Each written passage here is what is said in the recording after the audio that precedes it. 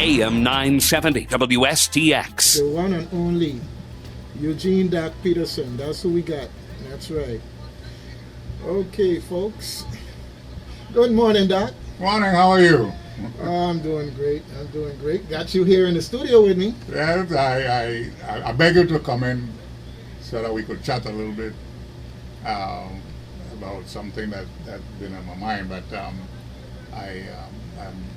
happy that you're able to be here. And then hearing this song, I ain't heard it for quite a while, and it bring back some more memories and some good times, which is what life is all about. Yeah. So I don't know if you had introduced before what I. We put it. Yeah, I talked about it and we put it on Facebook. Yeah. In fact, let me just say this: if you look over the past 6 months, every time you turn around, there's somebody that in a lot of ways has been taken for granted because they've just been always there, always giving, always doing, and then poof, just like that, they're gone. I mean, you look at Butcher gone. I can't imagine in my mind a Butcher gone.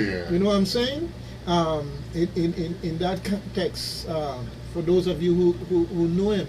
And then I got the shock with Faxman Adams. Faxman is calling to the show and we talk about these various icons and history and everything. And just like that, poof, they're gone. And which by way of introduction, today we want to in essence pay tribute, and for those people who may have something that they want to add to Genix, Eugene, that sounds familiar. Yeah, Eugene Genix Thomas. That's right. Eugene talking about Eugene. Yes, I grew up in Frederickstead, of course, and Genix, as we call him for today, Eugene Thomas. Everybody know him as Genix or Coach, and he also grew up in Frederickstead. He was a little bit ahead of me by 10 years or so, and I had the opportunity to live close to his family. Most people know his mother and father, Miss Maya, as we know her, and of course his father, Mr. Thomas. I just know him as Thomas. They also know his other brothers and sisters, and fortunately, over the last 2 years, he lost in the family. They lost Scipio, who was a prominent musician and another icon from the Frederickstead area, and of course Edwin Thomas, who was also a musician and a contractor, among many things, there in the Frederickstead area, and now Genix. One of the things that sort of prompts me to do this is because Genix turned out to be like a mentor to me when I was in my pre and early early teens anyway. Around 12, 13 years old, Genix had a horse named Miss TMT. And by the way, let me just tell you, Genix was many things in the athletic area, in the sports area. Softball, minor, the junior, what they call it, little league baseball coach, and for many years. And I believe he also had a little stint with volleyball and stuff like that, but that I'm not too sure of. But those two things I know for sure. Softball, he was a softball pitcher, and then he turned out to coach teams, several teams, which I don't know the names and stuff, but where I know Genix from is from horse racing and taking care of horses.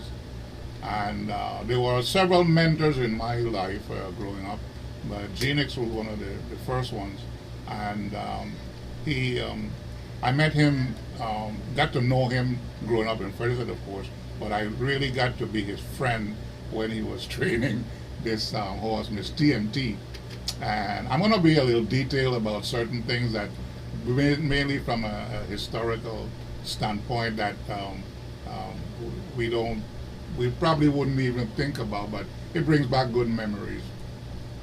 And I live right on King Street there, right around the corner from the fish market, up the street and around the corner from the fish market. And there used to be a big rubber tree to the entrance to Marley. I don't know if you remember that tree. It fell down, I believe. It was either after Hugo or Maryland. And they tried to save it, and it didn't survive, but they planted, and I believe they planted another one. But that tree was there way before I was born, and it was a big tree. And so under that tree, Genix used to bring his horse there every day and do the massaging and things like that. Miss TMT, Miss TMT was a little half-bred horse out of a horse that Oscar Henry had out there called Sir Thomas More, and she was a racehorse, a very good, very nice little filly.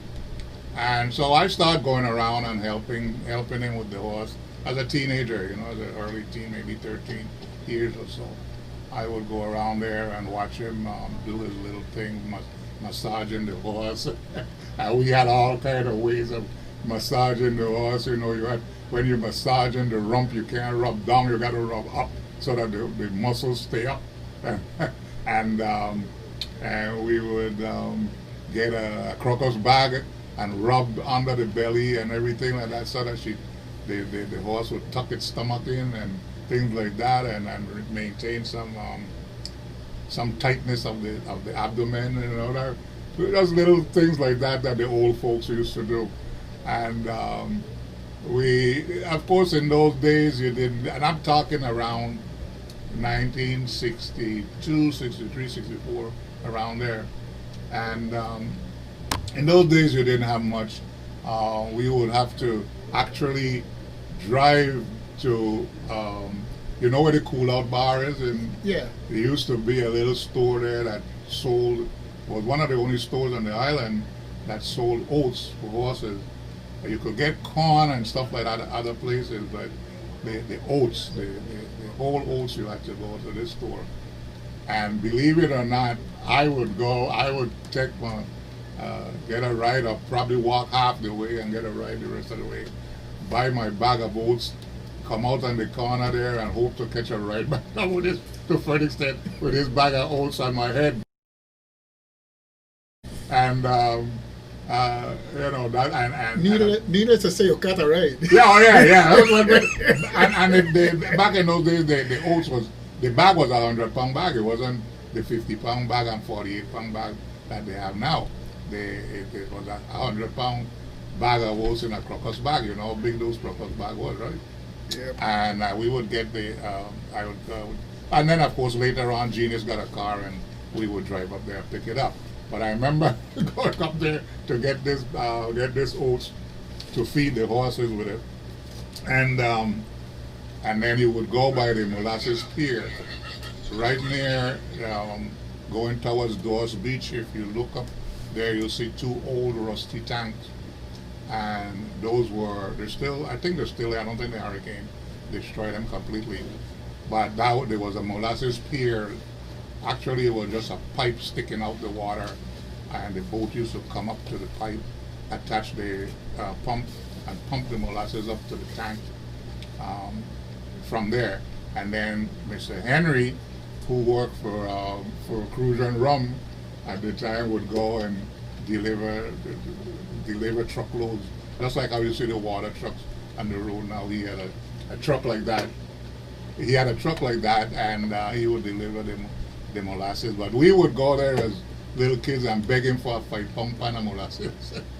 You know, you would mix that with the oats and a little corn, and that's a real sweet feed for the horse. Anyway, I started to say that in those days they didn't have the feed shops with all the different liniments and things like that, so you had to have to mix your own.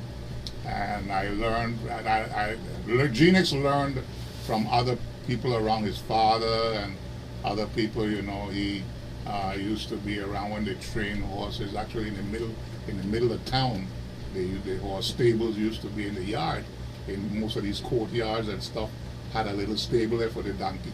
And the donkey cart, when you come out from the country, you come home at night, you had a place to put your donkey and your donkey cart.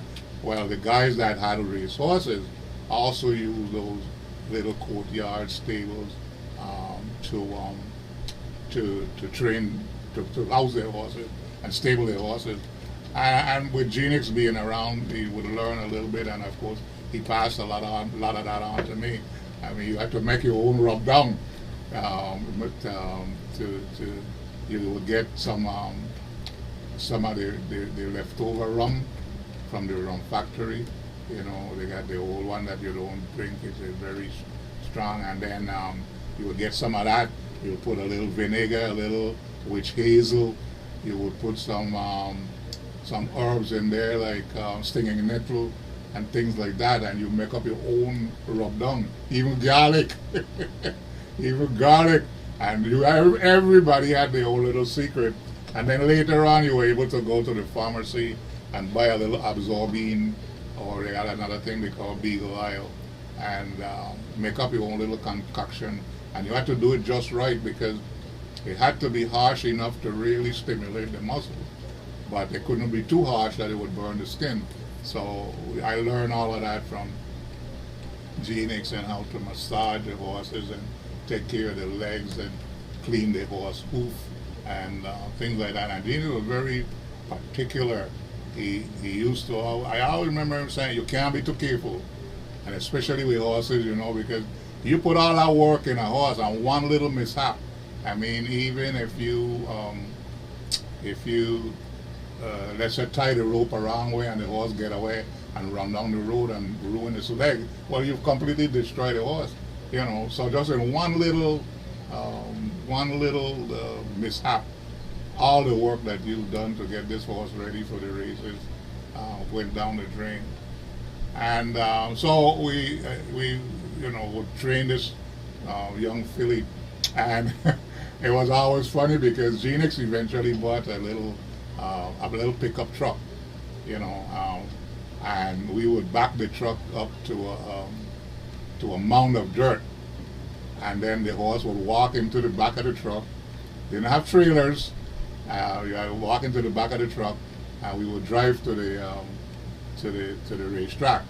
Now that was way afterwards, but initially we would have to walk to the racetrack. So walk from Frederickstead, and in my days when I came along, all the other tracks over in Stony Ground and Jerusalem and some of the other places that I heard had a racetrack, they were closed. So Mannings Bay was the racetrack. The current location of Flamboyant Park, Mannings Bay, or Doc James Racetrack, is where the races were held and where we would go and exercise the horses, especially on Sundays. And so we would put the mare or the filly in the back of the truck and drive up to the racetrack and do the same thing again. There would be a mound of dirt there, and we would back up to that and back the horse out, and that's how we got back and forth. So we really were grassroots horse trainers back in the day, and we had little exercise boys. That my good friend Ivan Oliver didn't come along yet, but they had one guy that they called Tull. I can't remember his full name. He'll come to me. But we used to call him Tull, and another guy named Little Jesus. The nickname, yeah, and Little Jesus, and several other people, Dampier. All those guys were exercise riders. Guy Bucky, he's a plastic, and they were our exercise riders and stuff, and some of them would ride in the races too. But that was the early days, and then I went ahead and I sort of separated from Genix at that time. My dad used to take care of a property there by Percy Gardine Avenue, and I, at 13, maybe 14 years old, I went and I bought a horse from for $15. A horse for $15. I bought a horse for $15, a local horse, And I didn't buy it as a racehorse, but I bought it because I wanted to learn, well, not learn to ride, but ride. We used to go up to Sandy Point and things like that. And then I realized that the horse had a little bit of speed. So we decided to put it in training. And Genix came back around and was help us with it. And his name was Nature Boy. And we took him to the races, and he won a couple of races. And so that got the bug into me, man. I just was crazy about horses. I would get up 5 o'clock in the morning and go take care of my horses, and then clean up a bit and go to school, the Claudio Marco School. And then as soon as school was over, or even before school over, I would run away from school and come back and go take care of horses again, go swim the horses and stuff. And Genix would be right there with me, telling me the things to do, what to do, how to exercise the horse, and things like that. And took a very keen interest in the horse situation, but by osmosis, took a keen interest in what I was doing, as a young boy. And then another mentor in my life, Rudy Schulterbrand, he had a horse named, a thoroughbred horse named Fairweather.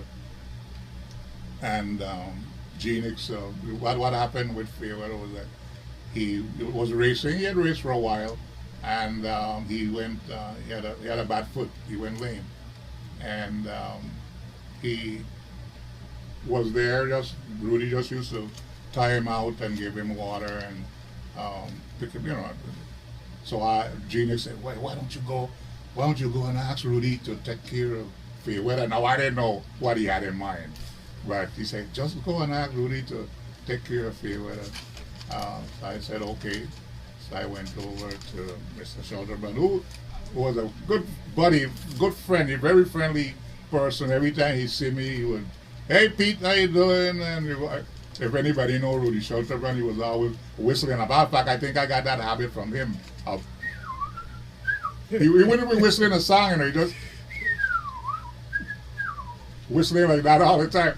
And very pleasant person. So I went up to him and I said, Mr. Schulterbrand, I noticed you have the horse there tied out. You want me to help you take care of him? I could tie him out and give him water. He said, yes, of course, So here it is, I got Fairweather.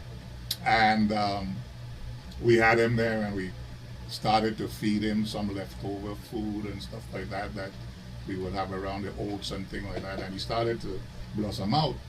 And I would take him to the beach every day. It was a pleasure thing, go to the beach every day and ride, go swimming and everything like that. And so Genix, with his wisdom and his smartness, said, why don't we take him up Sandy Point and see if the foot gonna hold up, because he was lame. And so we went up there and galloped him a little bit, and then next week a little faster, and the foot held up. So I went.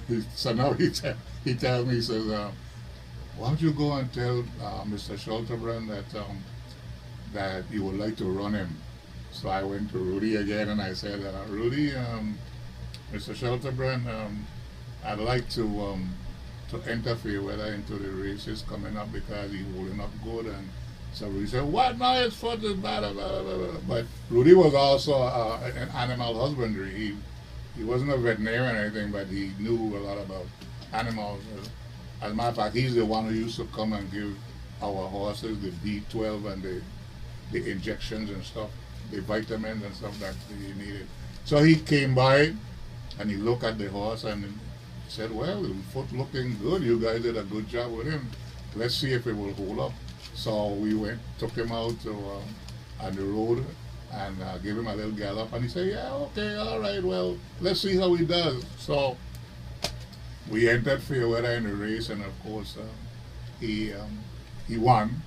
This guy, Ryman, had a horse named Junior, and we ran against him and won, and then we won a couple other races, and eventually Fairweather went lame again, and became just a riding horse. He eventually became like a riding horse, but that was the kind of thing, the kind of relationship that Genix and I had, and the influence that he had on me. And then the reason I told the story about Fairweather was because after he went lame, we were taking care of him, had him in the stable and giving him. We didn't have medication for pain and stuff, but we had all kind of rub down and things like that. And then the beach was close by, so we could go and take him in the water and stuff like that. So one day we were there taking care of him, and this plane flew over. And I looked up and I said, "Oh, that's the horse plane. They're bringing in horses." So Genix said, "Let's go take a look. Go to the airport and see what the horses look like." So sure enough, we get out there and the horses started coming off the plane. And one of the horses was a petite little, nice little filly that looked cute, so I kind of liked that one. So I said, "I like that one." So Genix said, so he waited a while, and then there's this mare that comes off the track, gray, and she sticks her head out the window like she's in charge, and she walked come down the ramp without any problem, and then Genix said, "That's the one I like." So we said, okay, but we weren't planning on buying any other. So in talking with, of course it was Dr. DeShabir, Dr. James, Rudy Schulterbrand, and a guy named Beju from from Puerto Rico, who had helped them bring the horses over. And they did bring the horses over to sell. So Dr. DeShabir came over to me and he said, "Which one of them you like?" So I, being a subordinate of Genix at the time, I said, "Well, I like that one," which is the one that Genix had picked. He said, "Well, you could get it, So I said, "What?" He said, "Yeah, you could. We could make an arrangement to get it, to bring the horses over to sell." He said, "But that's the one I like too." This is what Dr. DeShabir telling me. So he said, "But I'll take the other little one, the little petite one that I told you about." Yeah. And he named that horse after his daughter Daniela. And so anyway, I went with him, and I had worked that summer with the Department of Agriculture. But my parents, it was funny. My parents were on vacation for like 4 to 5 weeks. They had gone and took the whole summer off and gone to Europe. Now, back in those days, I don't know if you had the same thing, but as a teenager, when you work and you get paid, you carry the money home. You don't go and spend that money.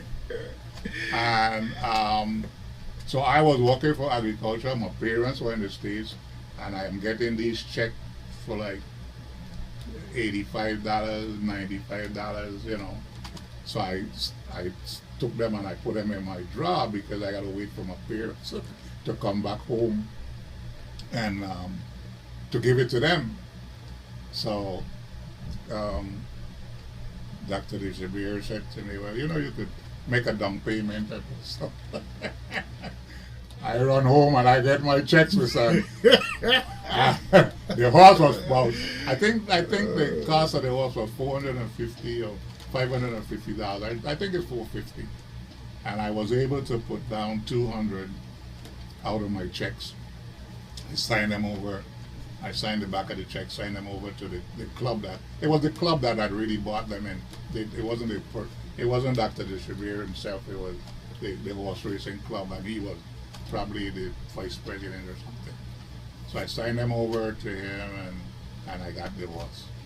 And so we started training this horse, and her name was in Puerto Rico Primavera, which is springtime, I think. I think that's the translation. And so Genix, I tell you, was a little monster. He had a plan. He had a plan. He had a plan. So we traded the horse, and the horse training good. But the other horses that came in, the owners were anxious to see them run. So they went and they raced them early, like around. It was summer months too, so like they probably raced them like Labor Day and things like that. And Genix tell me now we're gonna race. We ain't gonna come out on the big day. We're gonna come out on the small day. And I was vexed with that. I want to see my ass running around. Yeah, tell this stuff. So anyway, it might have been 4th of July. Yeah, I think it was really 4th of July, and then we did race Labor Day because we ended up winning. But they so we waited. So that evening. When they were putting the horses together, what we call matching the horses, Genix went by himself. So when I said it, he come back and he's laughing, and the next day he's laughing. So I said, what are you laughing about, man? He said, go see. So when he showed me the program, I looking for Primavera or whatever, and we can't find it. So I said, well, they has matches. He said, look in the, whatever race it was, look in the 4th race. So they had several horses, and then they had Sandra D. So I said, Sandra D? So he started to laugh. You know what he did? He had a girl in school that I loved to badminton. And her name was Sandra. Oh, Lord. And he went and he named her Sandra D. Oh Lord, I never get more teasing in my life. But I was happy. I was, happy that and anyway, my good friend Ivan Oliver, he was the exercise boy, and I insisted that he be the jockey too, because I trusted him, and I didn't. And those days, people used to talk about selling races and bad riding and all kind of thing. You had jockeys like Victor Truitt and Bascom, Clyde Bascom, and a guy they call Jesus, and several other rough jockeys. These guys were rough. They try out the saddle, Yeah, man, when they reach over and hold your horse rein, or things like that, or you riding like hell, beating your ass, and they got their hand on your horse girt, holding him back. So your horse pulling their ass. Pulling their ass. And you did it right there. And but those guys were rough. But anyway, I wanted Ivan to ride the horse, and we just told him to sort of stay clear, but of them, don't get close to them. That is. But fortunately for us, Sandra D was a horse that used to like to run from behind.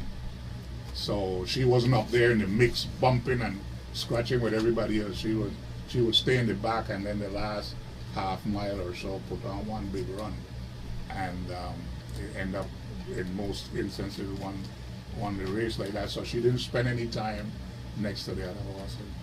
And you had people in racing at that time like Steve O'Reilly and former Senator Gus Doward, and of course the Shabir. You had the Roebucks, real Rudy Schulterbrand, you Hendricks from Contentment area out there. Ziki Tubb. I don't know if you know him, but you had all those guys there that raced the King Derby. Your good friend King Derby. The Oxy Boys that's racing big. Yeah. And lots of people.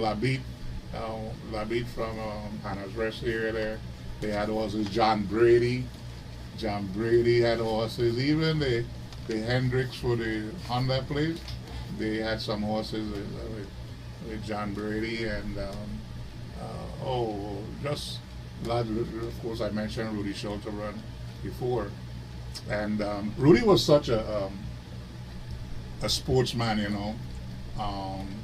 He knew he was the only one that had any animal husbandry experience. They had people like Chico Santos and Nuki Doyle and things like that. But Rudy had education. You know, he went to school to study agriculture and animal husbandry, and he was able to give injection, mostly vitamins and things like that. And you know, he was such a sportsman that even though your horse was running against his, and we trusted him so much because he was such a gentle soul, you know, that he would come by once every 2-3 weeks, and your horse due for a B12 or his B complex or whatever, and would give it to. He would come and give the horse the injection and stuff like that, and the next 2 weeks you're running against him in a race, you know. But that was was just the spirit of the day, you know. That's how they were. And so the people like that were great mentors to me, and I seek the advice all the time. And I was kind of, as much as I perform on stage and stuff like that, I was basically a shy youngster, you know, a young boy. Who would believe? Yeah, and so Genix is the one that used to prod me to go and approach these people, you know, for doing things like Dr. Dishabir and things like that. And again, Dr. Dishabir, the same thing with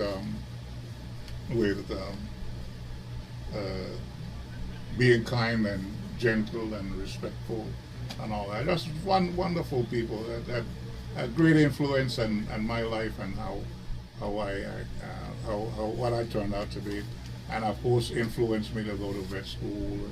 You know, Dr. Jabir initially wanted to be a veterinarian. He wanted to go to vet school. He tell me that all the time. And well, you mentioned Dr. Dishabir. You know, for me, he was always a very soft-spoken person, and he just had this air of wisdom about him. Oh, yes. You know, yeah. and I say that, not that I was around him that much. I'm saying that Just a little bit bit. that I got. That's the sense And you get. you know, whenever I see his wife, I always ask about him. You know, things aren't as great now as they were then. You know, the aging process takes its toll, and everything else. But you know, we have to do things like what you're doing right now, which is to reflect on these people and what they've contributed in the community, and spread their name and their fame of the time. Make sure it doesn't get lost. And you know, I'm so glad to have you in here. You know, we're on Facebook. It's being recorded for posterity and everything else, because we want these names to live on. You had the opportunity to have that interaction personally. That's right, yeah. But we want those to come to know why this person should be remembered, and in what way, what attributes maybe that they have. And the key thing across it all is mentoring. Yeah, the mentoring part is that Yeah, mentoring. And it just can't be understated how important it is. If you don't have children, your own, find children, adapt children, so to speak, and take that interest. It can make a difference. You just never know. And the interesting thing about children that I've observed is that sometimes your own don't listen to you. Right, yeah. You can be a great mentor sometimes to everybody else children, and then you likewise you see that your children in turn have those people that they look up to. That's and right. You have to encourage it. No, don't get jealous or any of these things that some people sometimes do. You have to encourage it, as long as, of course, it's a good influence. You encourage it, because you just never know what children will be introduced to that will light the spark. Right. You know, and so here you went from the shy guy to the big time horseman. Yeah, so you know, I was always kind of what Crucian would call forthright.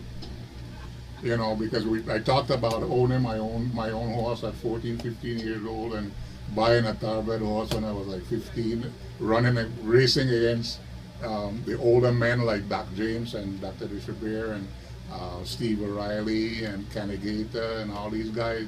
Rawson. I mean, here I am, this little young boy, you know, under the guidance of Genix, you know, doing these things with these older men. So I gained a lot of respect, and I gave a lot of respect to people for years. I mean, I just admire all these guys men, gentlemen that came before me. And I keep neglecting to mention John Brady, but that's because he was sort of younger too. He was a little younger than Genix, but he was also a big influence. And what I do, he had a horse named Wind Flow, well, Melody Flow, and then Melody Flow was bred to a horse named Wind Sweep, and the baby became Wind Flow, who was also one of the best native thoroughbreds on the island, along with Native Rhythm, which came later. But Wind Flow was like, I mean, he was a local horse beating up all these horses that were coming in from Puerto Rico and stuff like that. But again, getting back to my relationship with Genix. So you mentioned earlier when we first started that the name sound familiar, Eugene. Well, we had our stable was named E&E Stable, and that began with Sandra D as the stable. But before that, we had a couple non-thoroughbred horses that we raced, and then after we got Sandra D, after she won, and I got to tell this story. I hope I don't lose track, but I got to tell this story about a horse named DJ, who was Dr. James' horse, okay. And who do you think he was named after? Datsun James. DJ. So Datsun always teased me about it. But coming up to the Christmas races, Sandra D had won a bunch of races between July and August and all that stuff, and Labor Day and Thanksgiving. And she had lost one race to a horse called Borinquen. And then she came back and beat Borinquen. But DJ was the top horse on the island, and we ended up in a race with him. And he ended up, make the story short, he ended up beating us just by a head to the pole. And man, that thing, I tell you, eat my soul. I mean, I was depressed for weeks. But, well, it was like how that's now always teased me about it, how DJ bust no backside. But that was after we raced Sandra D. She didn't go lame or anything, but she had raced a lot of time in about 6 to 8 months, and so we decided to rest her, and then she got pregnant, and so it pretty much ended her career. But then we bought I bought another horse with some of the proceeds from Sandra D, and her name was Cruzana Baby. Now, Cruzana Baby didn't run as well as Sandra D. She won a couple of races, but she wasn't as good a horse as Sandra D. But she was a much better breeding mare. So and this is where Genix come in again. Genix loved to breed horses. Besides racing them, I think he liked breeding horses even more. Never had a big stable of 5 or 6 horses, but just 1 or 2 mares he would have. And Cruzana Baby, do you know, when I left for college, but I used to come over every Christmas and summer, and I left both Sandra D and Cruzana Baby with Genix, and he tried to breed both of them, but Sandra D never was a real good breeder. But Cruzana Baby, do you know he maintained that line of horses breeding up until now? That Cruzana Baby still have offspring on this island, and I'm talking from around 1968, 60. Wow. Yeah, and so he would always breed, and she get a baby, and she had a baby called Infini, was a tremendous racehorse. I trained her from college. I used to call in with all the advice and stuff. We think we do anything with virtual events. Exactly. And then Infini, and there's a story behind that too, but I wouldn't get into that because that doesn't involve Genix. But and then she had another filly called Olani, and they also bred and had babies.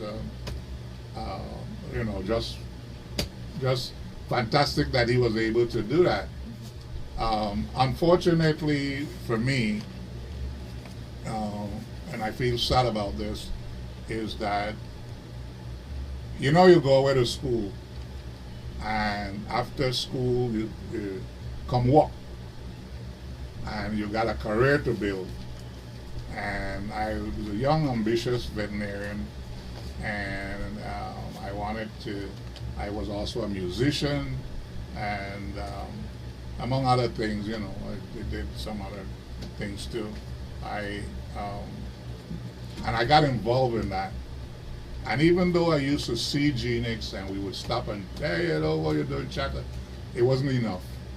We lost that camaraderie, if you want to call it that. Closeness over the years. And we were always happy to see each other, when we see each other, but the seeing each other was by chance. It wasn't like, let's go for dinner or let's sit on the street corner and chat. And I know he used to hang out down by the ballpark in Frederickstead, chatting with the boys.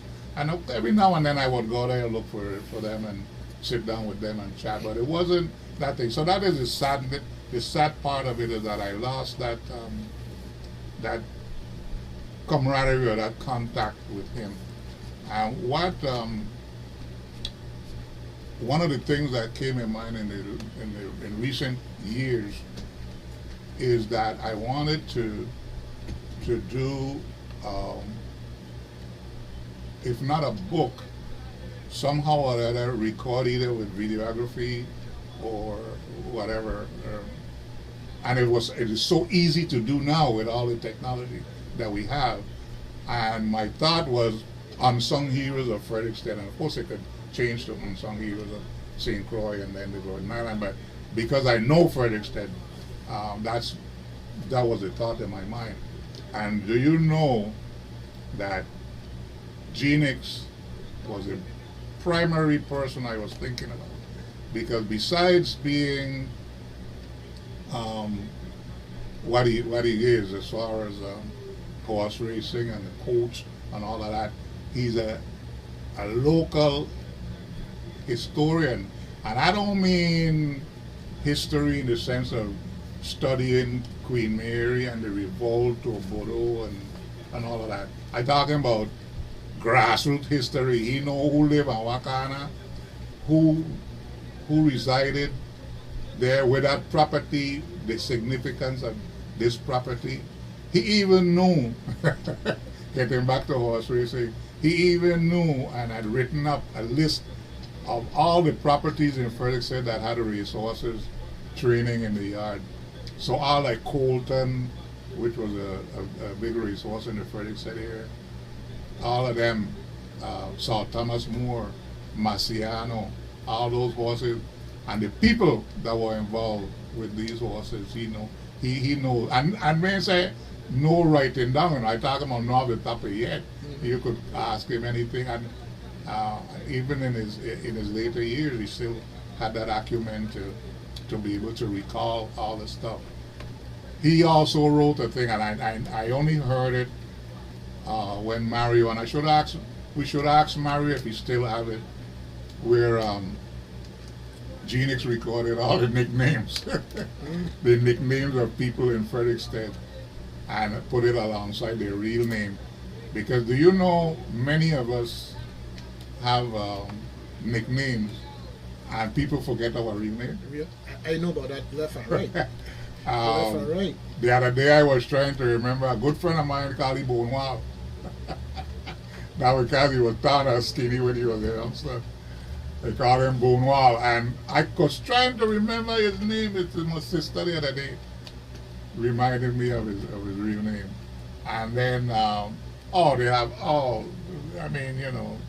Pidgeot, Bucky, all those guys in Frederick said, you know them, but you can't think of the name and the real name, Yai, Caesar. That's another one to take up. The nickname conundrum. Yeah, that's a book in and of itself. Yes, and all of them, people ask me, why did I call you Spur? Somebody just gave me the name and it stuck.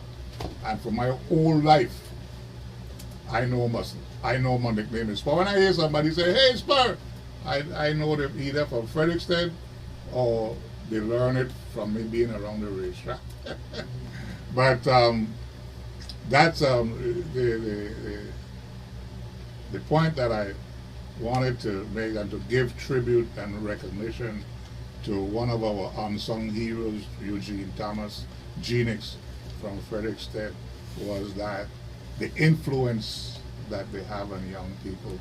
Now, I am talking about myself, but I could guarantee you that if you don't have at least 15 or 20 persons that Genix mentored at one point or the other, he ain't got none.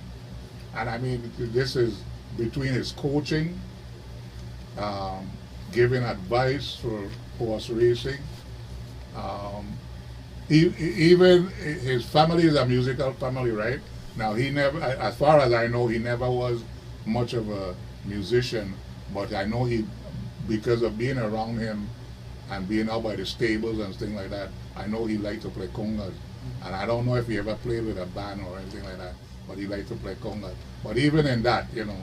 Well, I think you're giving him a modest reputation when you say 15 or 20. I would say maybe across any one generation. I was being cool. I was being cool. Yeah. Across any one generation. But I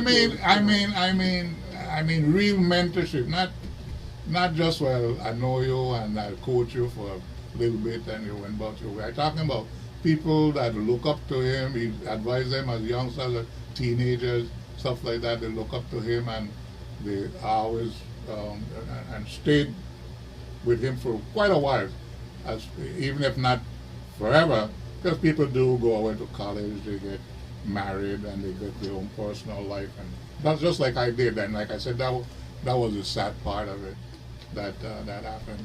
And I want to, there's so many. I always, even when I had my radio program, I would talk about the different mentors in my life, and people like Miss Brannigan, she was a teacher. Just one little act of kindness at the right perfect time, it does it for you. Miss Lenhart, same thing. Otis Hicks. Well, we're gonna have to do this more regular, and I say that if we have to sit down and talk and record, we have to do this more regular, because this is the part of things that really gives us the opportunity to create a legacy. Okay. Yeah. Well, I want to thank Robert for letting us run over a minute or two. Never a problem. As long as you don't say today's Friday, we're good to go. But I want to thank you, Doug, for having me on, and I want to give my sincere condolences to the entire Thomas family for the loss of Genix. It's almost like a computer crashing and the hard drive ain't no good. You can't get the information they got. And so that's why you have to do your backups when the computer working good.